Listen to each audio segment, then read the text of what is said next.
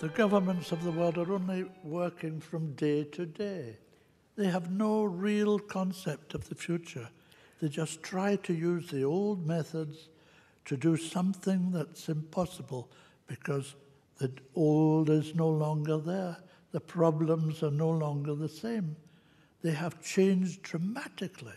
We are in a new world. People are totally different. Their demands on life are different. Their needs are different. They too are undergoing a tremendous change. And therefore, it's impossible to create the new world with the ways of the past. They have to be abandoned. With the discovery and tragic use on Japan of the atomic bomb, the governments in the world know that they have a weapon so lethal, so toxic, that if used in any future major war, it would destroy all life on planet Earth, human and subhuman alike. The governments of the world, the major ones, have in their minds put that weapon aside.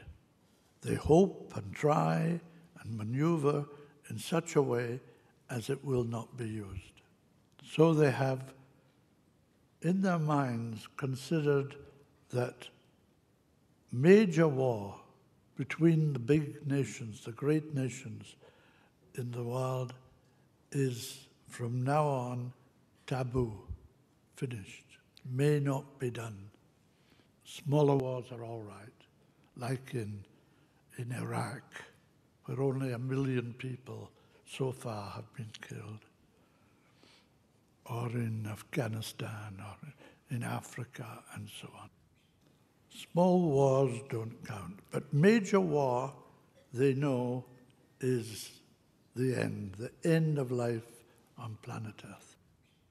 So the energy which went to make war, and which culminated in the discovery of the atomic bomb, that energy doesn't just disappear. That energy has gone round and round and round the world looking for a new modus operandi, a new home. And it's found it. Commercialization. All the energy that poured into war and the making of war is pouring into the economy, into market forces, into, in a word, the commercialization of life. And commercialization has only one end, one target: the production of the greatest amount of money. So today, the production of money, commercialization, is worshipped as a status of a new religion. It penetrates every aspect of life, making people as such, and the needs of people more and more redundant. The people who are the workforce of a particular organization are less important than the commercial gain of the operations of that company. So when that company, because of world conditions, begins to fail, the first thing to happen is the rejection of the people. More and more people are made unusable, unemployable. Unemployment of the developed world is extraordinary today. This is the major problem of many of the nations of the world. This is also the result of modern technology, or rather the wrong application of modern technology.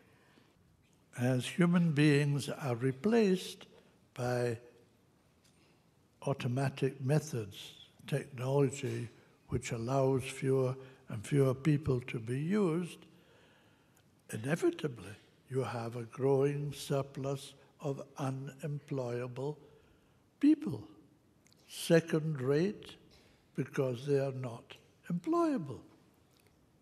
And this is what's happening in the whole of the developed world, the G8 nations of the world. And this commercialization finds its way into every aspect of our living, into healthcare, for example. Healthcare, into education. What is commercialization to do with healthcare or education? And yet in every developed country, it is education and healthcare are dominated by the force of commercialization. This world is about human beings. The problems, the aim is for a better life for all human beings. And yet the quality of life, the actual quality of life, is going down and down and down for more and more human beings in the world. The opposite of the intention. More and more human beings are simply pawns now on a chessboard. And if their life and their work and their needs are seen in terms of the commercial aim, then they have a work and they are needed. But as soon as that is not fitting, they are swept up like pawns are swept up in a tussle on the chessboard. They don't count any longer. Human needs don't count in the minds of those who run the world. Is it any wonder that people are unhappy? We are born to be happy, but we can only be happy when we live correctly, live within the laws of life. Life has laws. Keep the laws, live within the laws, and you are happy. You have equilibrium.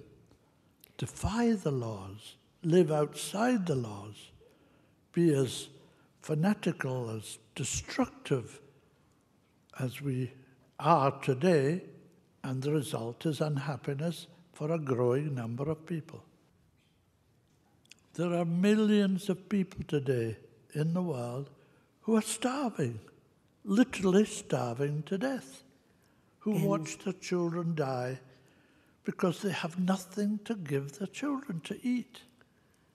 Mainly in Africa, but also in parts of India, in parts of South America and elsewhere, even in what we call the developed world, the so-called rich world.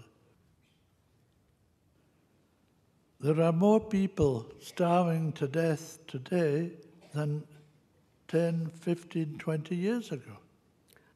And the gap between the rich people of the world and the poorer people of the world is getting wider and wider and wider. Instead of getting less, it's getting more. Because of commercialization, more and more people are being excluded from the benefits of life. For how long do you think we can maintain this disequilibrium without some tremendous explosion, some revolution, some extraordinary change? It cannot be done. Humanity is facing its own destruction unless it changes. We have to understand that people are more important than profit.